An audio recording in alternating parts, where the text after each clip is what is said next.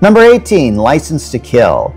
Now, this film is pretty low on the list, but it's not too bad, actually.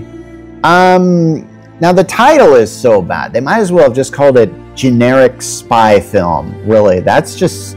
I mean, this is the first time that they were they weren't using a story that was originally written by Ian Fleming.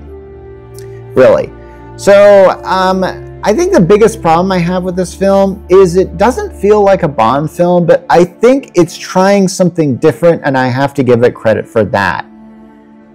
The thing is, it's Bond goes rogue to take on drug cartels, or drug dealers, or drug lords, or whatever. It comes across like an episode of Miami Vice. Now, that was a show that was pretty popular at the time.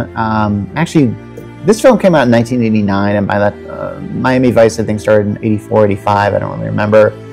So even Miami Vice was kind of, that lemon would have been squeezed out by the time this came out. So I don't know. It just kind of felt like, yeah. It is one of the first films where Bond goes absolutely rogue, which I don't really think has happened before. Now, we saw in Diamonds and Forever, which I mentioned before, that he kind of goes on a revenge thing against Blofeld. But even then, I think he takes some time off, or it's written off like he took some time off to do that.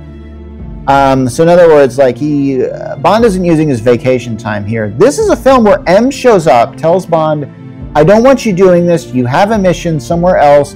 Go on that mission. And Bond basically says, screw you.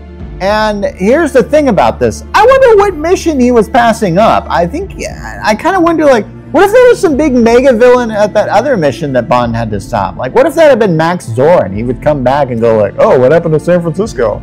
I mean, okay, you have to be a Bond fan to get some of these jokes. But here's the thing.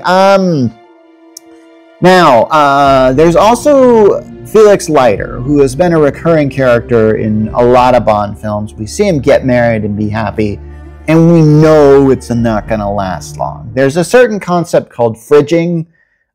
This was brought up in like comic books because I think there's a time where Green Lantern comes home and sees his girlfriend shoved in a refrigerator, chopped up into pieces. And this causes the hero to suddenly want to just go out and do damage to the villain. And this is what happens to Felix Leiter's wife. And I really feel like this character was really done dirty.